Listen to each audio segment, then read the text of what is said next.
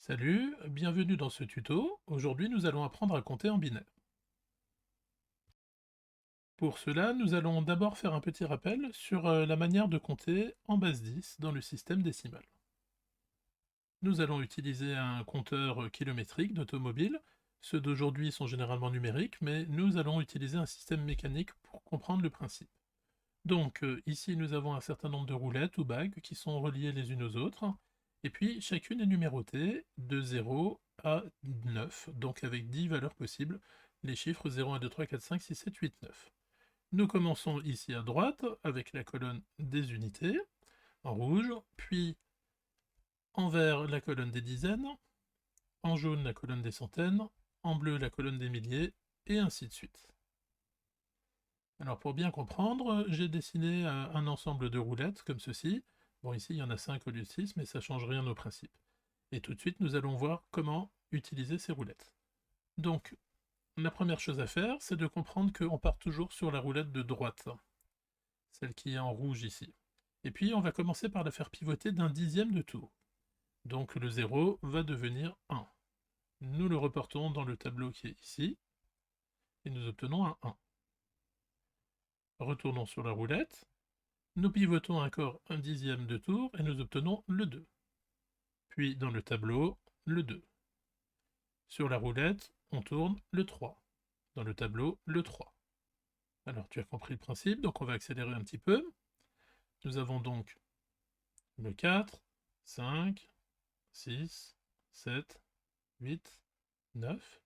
Et puis là, faisons une petite pause. Je redessine une roulette. Eh bien, la roulette de droite avec le 9 rouge, en la faisant pivoter d'un dixième de tour, va revenir à la position 0, comme au départ. Et donc, il va falloir utiliser maintenant la deuxième roulette, la roulette verte.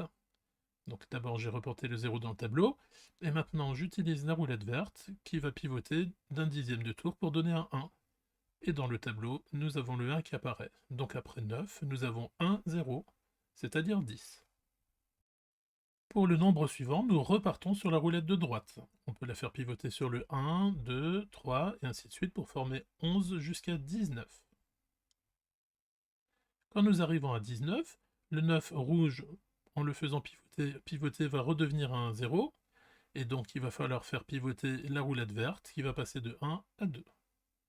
Nous pouvons continuer jusqu'à 19, puis le 9 rouge va redevenir 0, et la roulette verte va pivoter jusqu'à 3. Bien, on peut continuer comme ceci jusqu'à 99. À 99, j'ai redessiné l'ensemble pour que bien le comprendre. Le nombre suivant, nous commençons toujours à droite. La roulette rouge passe de 9 à 0. On le reporte dans le tableau. Nous passons à la roulette verte qui passe elle aussi de 9 à 0. Reporté dans le tableau. Et puis, il faut donc maintenant utiliser la troisième roulette, la jaune, qui va donc passer de 0 jusqu'à 1. Et nous avons fabriqué le nombre 100. On peut continuer jusqu'à 999. À ce moment-là, la roulette rouge passera de 9 à 0, la verte de 9 à 0, la jaune de 9 à 0, et il faudra donc introduire un 1 dans la colonne bleue ici pour arriver à 1000, et ainsi de suite. Voilà, j'espère que tu as compris comment ça fonctionne. Eh bien, pour le système binaire en base 2, le principe est exactement le même. La seule différence, c'est que cette fois, lorsque nous faisons pivoter le 0, nous obtenons un 1, puis lorsque nous faisons pivoter le 1, nous avons déjà fait un tour complet et nous revenons directement au 0. C'est-à-dire qu'au lieu d'avoir 10 valeurs possibles, comme dans le système décimal, nous n'avons que 2 valeurs possibles, comme dans le système binaire, bi qui veut dire 2. Et donc le bit, c'est l'unité de base du langage binaire, il n'a que 2 valeurs possibles, la valeur 0 et la valeur 1. Pour le reste, le principe est le même, c'est ce que nous voyons tout de suite en haut à droite. Le premier nombre, c'est 0, puis nous faisons pivoter la roulette rouge pour obtenir 1, pas de problème.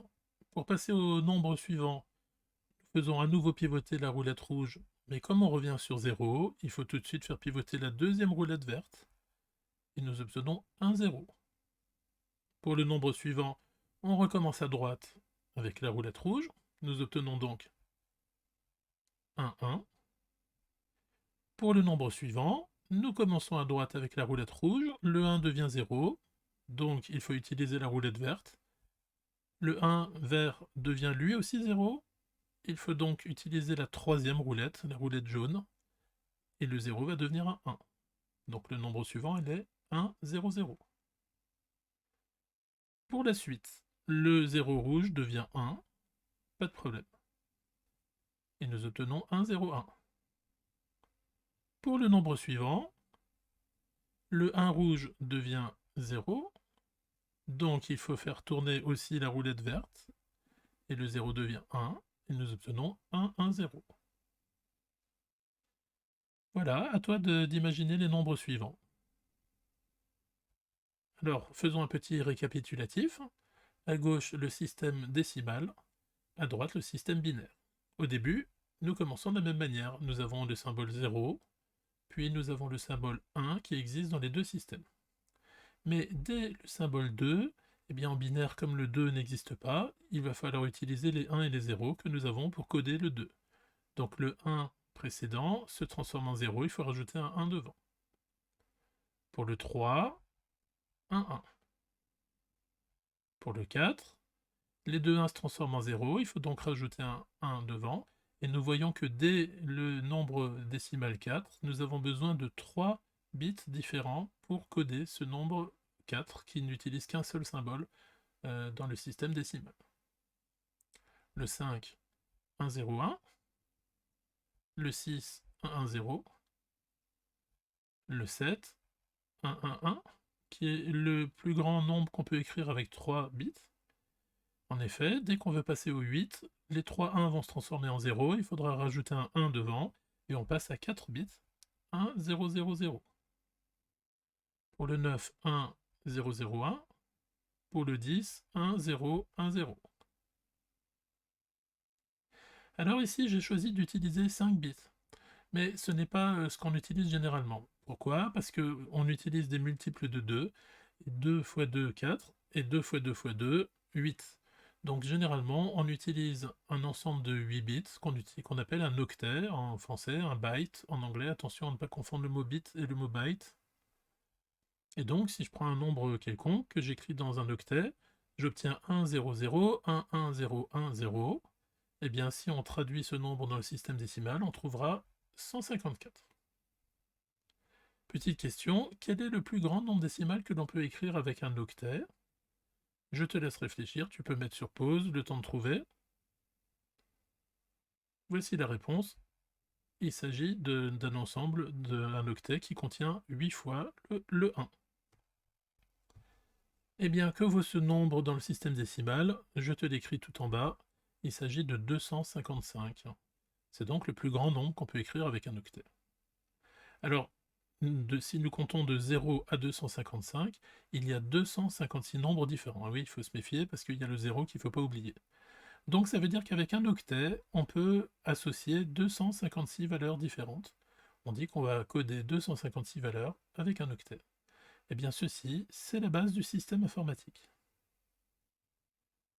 Voilà, j'espère que tu as compris comment ça fonctionne. Je t'encourage à reprendre la vidéo, à mettre sur pause, à essayer de trouver les nombres qui suivent avant de voir les explications, et pourquoi pas trouver des nombres les plus grands. Sur Internet, tu trouves très facilement des convertisseurs, donc tu peux t'amuser à le faire et ensuite vérifier si tu as trouvé un résultat juste ou pas. Et pour finir, tu peux maintenant profiter pleinement de cette blague ou ce mème qu'on rencontrait couramment sur le net. La première fois qu'on le voit, on a tendance à dire « il y a 10 types de personnes dans le monde, ceux qui comprennent le binaire et les autres ». Et bien maintenant tu sais que ça ne se lit pas 10, mais que ça se lit 1, 0. Et à toi de vérifier ce que veut dire 1, 0. J'espère que cette vidéo t'a été utile. À bientôt!